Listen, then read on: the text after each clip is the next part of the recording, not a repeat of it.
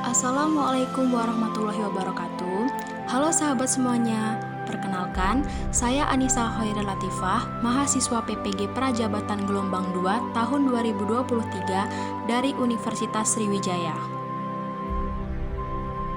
Baiklah, pada video ini saya akan membahas kesimpulan dan refleksi setelah saya mempelajari topik filosofi pendidikan Indonesia mengenai perjalanan pendidikan nasional untuk mengerjakan tugas 7, yaitu koneksi antar materi.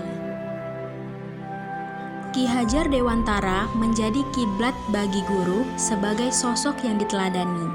Ki Hajar Dewantara memiliki intisari pemikiran tentang dunia pendidikan, yaitu yang pertama, pendidikan memerdekakan, yang kedua, pendidikan menuntun, dan yang ketiga, pendidikan merupakan kodrat alam dan kodrat zaman.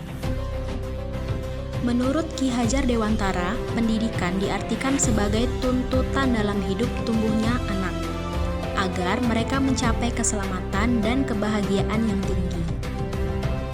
Pendidikan di Indonesia sudah ada dari zaman sebelum kemerdekaan. Namun, pada saat itu tidak semua orang dapat mengenyam pendidikan. Pendidikan hanya dapat diperoleh bagi golongan penduduk menurut kelas sosial atau keturunan dan golongan kebangsaan. Dan pembelajaran pada saat itu hanya adanya membaca, menulis, dan berhitung. Itu pun hanya untuk melatih calon pegawai dan untuk mendukung usaha perdagangan Hindia Belanda. Itulah mengapa bangsa Indonesia menginginkan perubahan pada dunia pendidikan yang ada di Indonesia. Maka, tokoh pejuang pendidikan di Indonesia tidak tinggal diam. Ki Hajar Dewantara menjadi salah satu tokoh dalam sejarah pendidikan di Indonesia. Oleh karena itu, Ki Hajar Dewantara melakukan gerakan transformasi untuk kemajuan pendidikan yang ada di Indonesia. Akhirnya, pada tanggal 3 Juli tahun 1922, Ki Hajar Dewantara mendirikan organisasi yang bernama Taman Siswa. Organisasi Taman Siswa ini merupakan gerbang emas untuk menuju kemerdekaan dan kebebasan bangsa Indonesia.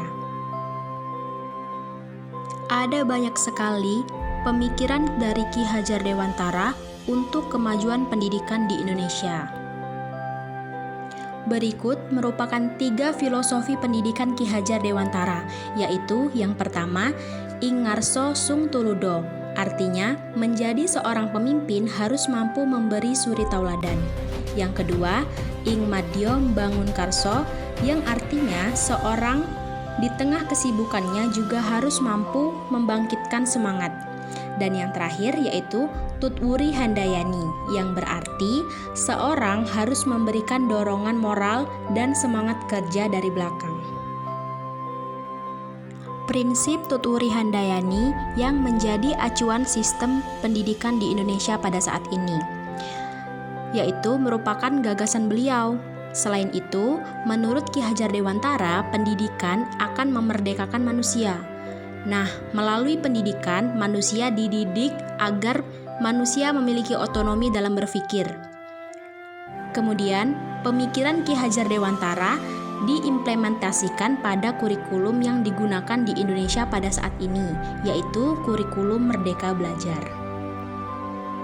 Kurikulum Merdeka Belajar adalah kurikulum merdeka yang memiliki esensi, yaitu kebebasan berpikir yang ditunjukkan pada siswa dan guru, sehingga mendorong terbentuknya karakter jiwa karena peserta didik dan guru dapat mengeksplorasi pengetahuan dari lingkungan sekitarnya.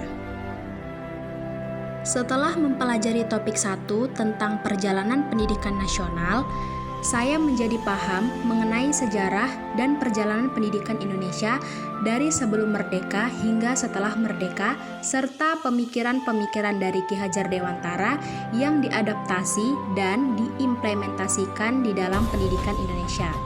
Kemudian, menanamkan insight bahwa sejatinya guru mendidik hanya menuntut hidup dan tumbuhnya kekuatan-kekuatan peserta didik sesuai dengan kodratnya dan tidak memaksakan kehendak guru. Sebagai guru, nantinya saya akan menuntun dan membimbing peserta didik untuk mengembangkan potensi yang dimiliki. Namun tak hanya itu, saya akan menggerakkan segala upaya untuk memajukan budi pekerti, pikiran, dan jasmani peserta didik agar dapat memperbaiki perilakunya. Saya akan menciptakan lingkungan belajar yang kondusif dan menyenangkan, serta menggunakan model-model pembelajaran yang dapat memerdekakan peserta didik untuk mengeksplor kemampuannya, sehingga potensi-potensi yang mereka miliki dapat berkembang dengan baik. Baiklah, sekian dari saya. Terima kasih. Wassalamualaikum warahmatullahi wabarakatuh.